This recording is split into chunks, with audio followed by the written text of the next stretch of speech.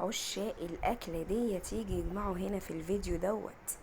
الأكلة اللي كل المصريين بيحبوها، وكمان بيحبوا ياكلوها من بره. من بعد ما تشوفي الفيديو ده عمرك ما هتاكلي الأكلة دي بره، لا بالنظافة دي ولا بالريحة ولا بالطعامة والحلاوة بتاعة الأكل والريحة اللي مودية آخر الدنيا. شايفين الجمال؟ شايفين صابع الممبار عامل ازاي؟ شوية بقى السلطة كده المتقطعة مع الكرشة التحفة ديت. شايفين؟ ما شاء الله، تنظيف زي القشطة. معمولة بايه اللي فيها ده اسمه حمص طبيخ. اما تدخلي الفيديو تصلي على النبي عليه افضل الصلاة والسلام، وتشتركي لي في القناة، وكمان تعملي لي لايك حلو، كومنت جميل منك تشجعيني. هتعرفي وهتشوفي معايا حاجات كتير، اسرار واكلات بتاعت زمان وجديدة، وحاجات كتيرة جدا هتعجبك. بما فيهم بقى الاكلة التحفة دي اللي جنب شوية المخلل البيتي التحفة ده. كل حاجة هنعملها مع بعض، واللي عايزة تعرف اي حاجة تكتب لي برضو في الكومنتات. اول حاجة كده هنصلي على النبي ونسمي بالله ونخش نشوف عملنا الاكلة التحفة دي ازاي. معانا حلتين كده حاطينهم على النار ينشفوا، ومعانا الكرشة بتاعتي كنت منضفاها قبلها وحطها في الفريزر، سايبها تكمل ان هي تفك من التلج. كل حلة فيها حطينا فيها كمية بصل، كل كمية بصل غير التانية. الحلة دي للتسبيكة بتاعة الممبار. طبعا انا ما بحمرش البصلة، يدوبك بتدبل.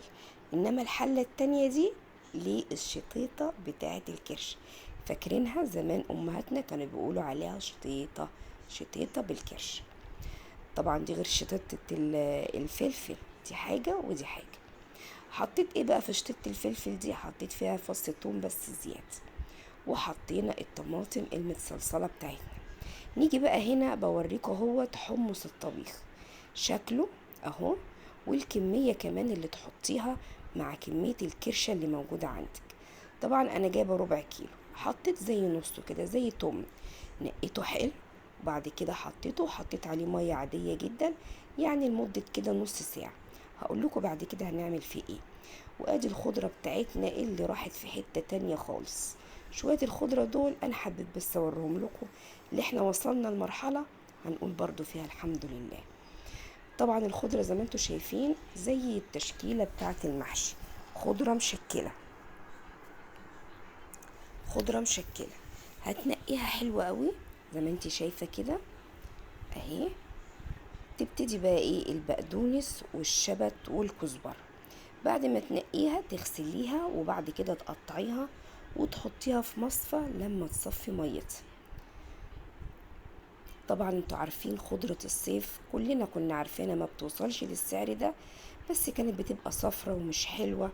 لكن ديت بقى صفرة ومش حلوة، والربطة متقسمة بتاعت زمان متقسمة دلوقتي على 5 ربطات اهي. دي البقدونس، بوريكم الفرق ما بين البقدونس والكزبرة والشبت. ادي بقى الكرشة بتاعتنا زي ما انت شايفة كده حبيبتي. ما عندكيش حد يمسك قصادك يعني استعيني بربنا سبحانه وتعالى، وانت كمان تقدري اللي انت تقضي لنفسك. وتجيبي الفلانشة بتاعتك الخشبة وتبتدي اللي انت تقطعي عليها بالشكل ده. ويا ريت تبقى قطع صغيرة يا دوبك على قد اللقمة ما تيجي تغمسي. طبعا وانت بتقطعي لقيتي اي حاجة كده تقومي تشيليها. في دهن بيبقى فيه حاجات مش كويسة ورق الكرشة برضو بتشيليه. على فكرة انا غسلتها حلوة قوي، وبعد كده بعد التقطيعة دي هقول لكم هنحط عليها ايه. بعد ما اقطع بقى الكمية بتاعتي ديت، في ناس بتحب تسويها مسلوقة عادي خالص، بس بتسهل عليك كتير، ما بتبقاش مدهننه وكده. بعد ما بتسلق بتبقى مدهننه كده احسن. جبنا ايه بقى معانا عشان نضيع الزفارة بتاعت اي حاجة في الدنيا؟ شوية ملح، ليمون، وسر خطير لو انت كنت اتفرجتي على الفيديو بتاع الكرشة اللي انا منزله لكم قبل كده اهي، معلقة جنزبيل. ما تستغنيش عنها في اي حاجة، بتضيع زفارة اي حاجة وتخلي لك الحاجة زي الفل. تبتدي بقى تدعكي كده بعد الملح والليمون والجنزبيل، تمسكي بقى الكرشة بتاعتك كده تفضلي تدعكي فيها. وبعد ما تدعكي تسيبيها كده حسب الوقت بتاعك، يعني اقل حاجة نص ساعة. تمام. وتجيبي بقى تحت الحنفية المية الجارية، تبتدي اللي انت تفتحي عليها المية لما تبقى زي الفل كده، وتنشفي حلتك وتنزلي الكرش عليه. طبعا هي بتنزل مية. بوريكم التسبيكة خلصت، بوريكم كمان الحمص بتاع الطبيخ غير حمص الشام، ده حاجة وده حاجة. خليته كمان ياخد غلوة بعد ما نقحته لمدة نص ساعة. انا كده قلبت الممبار بس نسيت اوريهولكم، قلت لا انا بقى هوريكم ازاي هرجعه تاني. طبعا انا بعمل بالسكينة، رجعت قلت لا انا هوريكم الاسهل، المعلقة لأي واحدة. بصي طريقة القلب سهلة جدا جدا، ولا الحوجة بقى اللي انت تجيبي حد يقلبلك، ولا انت تروحي عند حد ينضفهولك خالص خالص.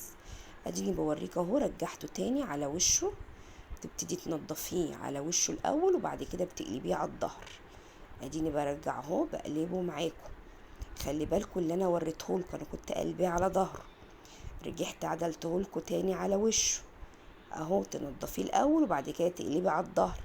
بوريكي كمان حركة السكينة دي، هي مش خطيرة للي ايديها واخدة عليها، لكن اللي اول مرة تخلي بالها منها. وتقدري كمان تقلبي بصباعك، يعني وريكوا القلب بكذا طريقة اهو. تنزلي السن كده وبصباعك تقلبي، ولا الحوجة ولا الكيلو ب10 جنيه ولا ب20 جنيه، انت ابدأ بيها حبيبة قلبي. ال10 جنيه انت ابدأ بيها، تجيبي بيها حاجة في بيتك، وسهل جدا وما بياخدش وقت على فكرة. وتيجي كده تروحي مكحتاه بالسكينة. ادي برضو طريقة تكحيت، دي طريقة من طرق التنظيف اهو. وفي كمان طريقة سهلة جدا، اللي انت تمسكيها اهي، بصي تمسكيها كده على حرف السكينة وتسحبيها، برضو تخلي بالك منها. برضو دي للناس اللي هي ايه، يعني اللي زي حالتي، يعني اللي عملوها كذا مرة كتير، يعني بالنسبة لنا مش خطير. لكن لو اول مرة تخلي بالك منها، او الطريقة دي تبقى اسهل لك اللي انت تكحتي بالطريقة دي. رحنا بقى تاني على البوتاجاز زي ما انت شايفة كده. ادي الكرشة بتاعتنا كده خلاص، فاضل فيها حاجات بسيطة على فكرة، دي ميتها. بصوا كشت بقت قد ايه. وادي الممبار بتاعي بعد ما حشيته، الحتة بتاعت الخلطة والحشو دي التليفون بتاعي فصل فيها، بس انا حبيت اوريكم المرحلة ديت اللي انا حشيت الممبار والمية غليت سقطته. وادي الكرشة بتاعت اهيت